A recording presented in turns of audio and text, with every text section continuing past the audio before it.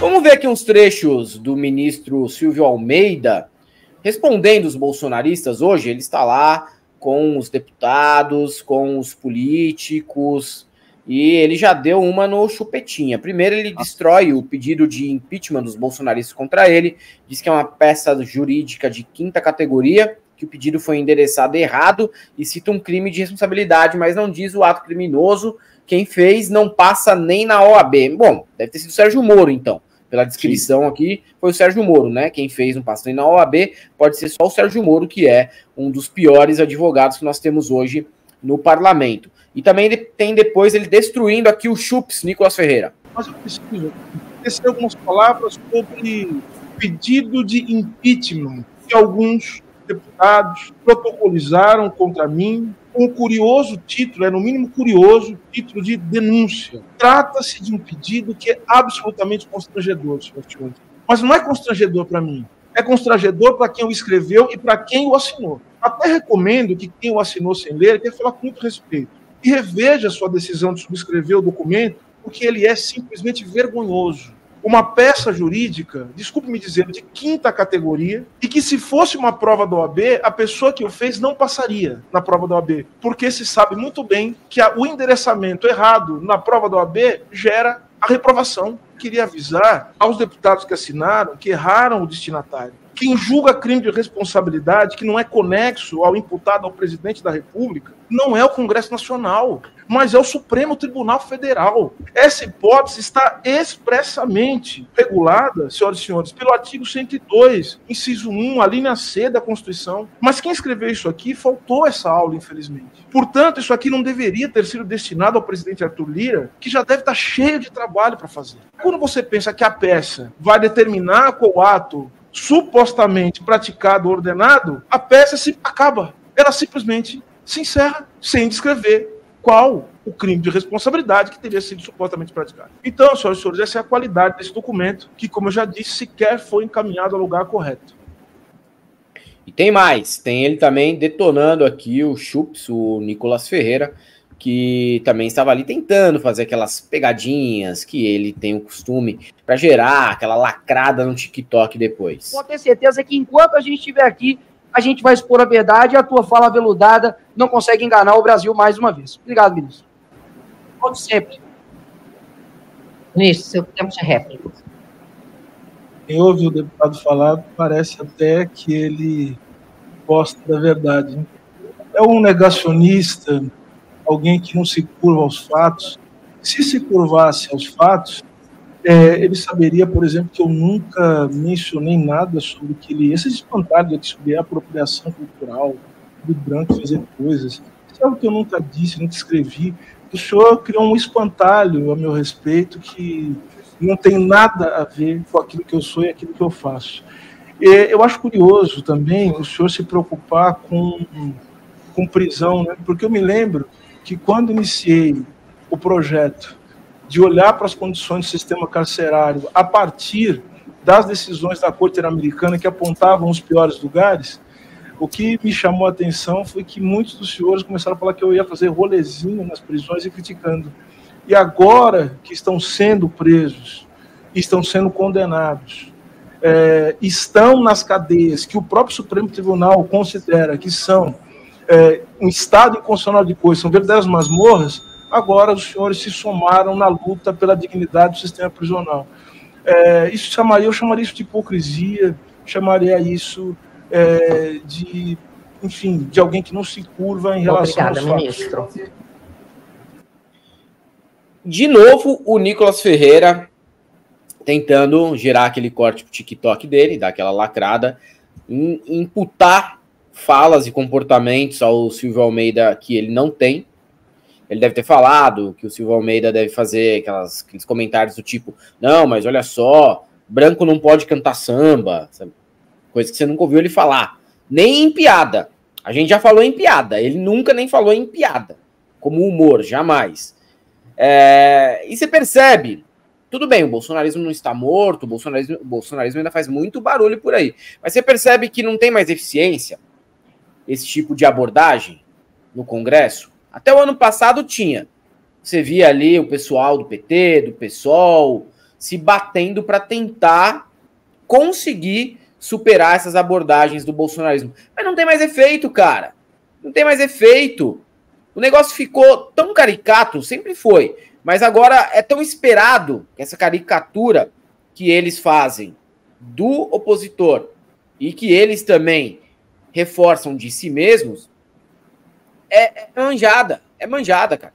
Então, o Flávio Dino, o Silvio Almeida, uns caras totalmente, né, espertos, malandros no bom sentido de... Preparados, né, mas malandros também, né, porque eles sabem lidar com esse tipo de gente, né, tem aquela malandragem, uma malandragem para você não cair nessas armadilhas. Vocês vão ficar caindo em pegadinha de Nicolas Ferreira, em pegadinha de Cleitinho, de Marcon, de Mamãe Nadei. Pô, jamais, né, brother? Jamais. Escolheram os alvos errados aí. Esse ano eles passaram muita vergonha. Tudo bem, tem um corte lá que eles fazem pro outro lado que insinua que eles se saíram muito bem. Mas quando você pega na íntegra, né, nos jornais, nos portais, você pega na íntegra e dá para ver que eles não se saem muito bem. Sem edição, é só lapada, cara. É só lapada seca que eles têm tomado desde o começo do ano. Sem dúvida. E a gente vai ter aí os próximos dias também uma grita, já está havendo uma grita contra o Flávio Dino no STF, né? E o Flávio Dino deve ter um voto, segundo aqui o Metrópolis, de um bolsonarista, um senador bolsonarista, Helder. Sabe quem é esse senador? Vários. Quem é? Quem vai dar o voto pro Flávio Dino? Quem? Falar aqui. Ministro Mamente? Ministro Mamente, não. Senador. Não. Dino conta com um voto de ao menos um ex-ministro de Bolsonaro no Senado. Nas contas de aliados de Flávio Dino, ao menos um ex-ministro do Bozo deve votar a favor da indicação. Sérgio Moro.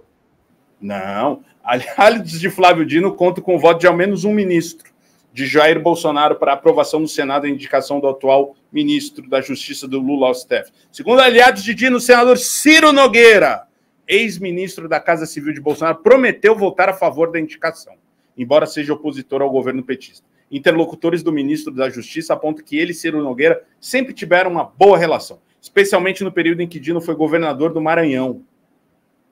No estado, o PP sempre apoiou o governo Dino. O partido tem como principal liderança no Maranhão o atual ministro dos Esportes, André Fufuca, aliado de longa data de Dino.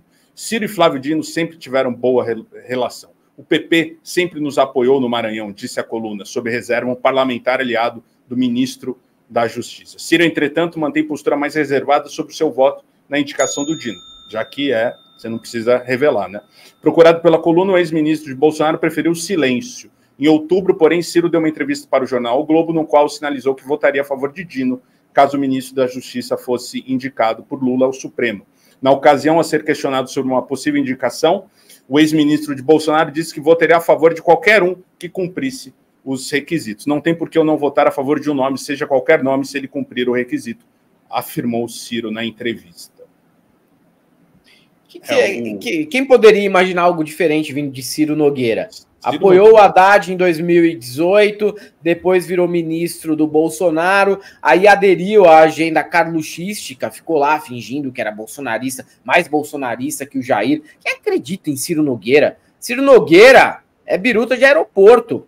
Ele apoia quem ele quiser, na hora que ele quiser, quando ele quiser, e ele muda de opinião assim, ó, de uma semana para outra. Eu não duvido mesmo, não, que ele vote favorável à indicação do Dino, até porque o que o Ciro Nogueira tem a ganhar em rejeitar a indicação do Flávio Dino neste momento? Nada. O que ele já perdeu desde que o Bolsonaro não se reelegeu já é bastante já. Pro capital político dele meio combalido do ano passado para cá, né? Se bem que no Piauí ele continua aí forte, mandando e desmandando por lá.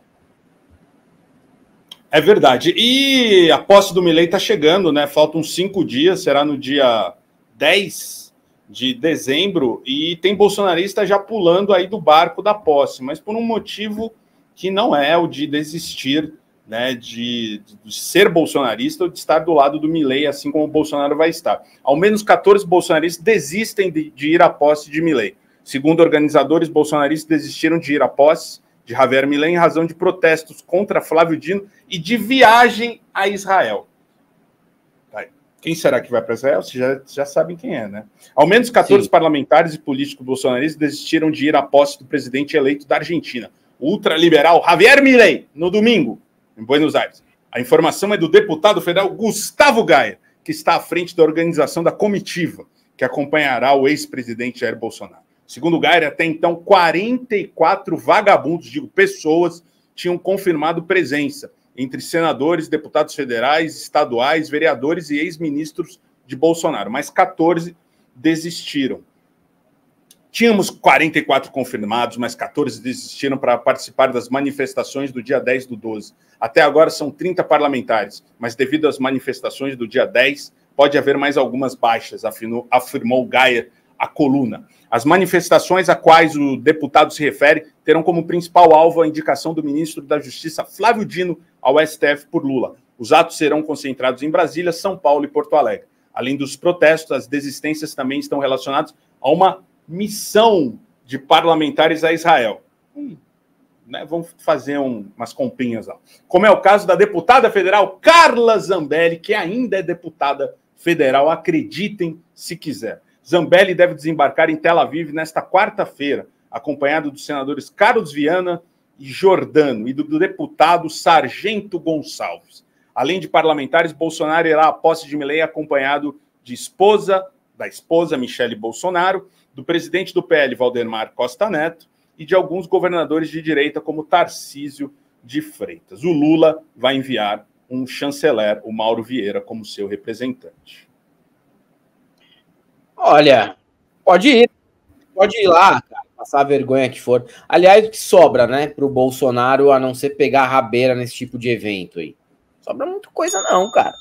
Toda a tentativa dele de aparecer aí tem sido um certo flop. Você viu aquela visita dele ao Rio Grande do Norte? Em que ele foi recepcionado por 100 corno, vai.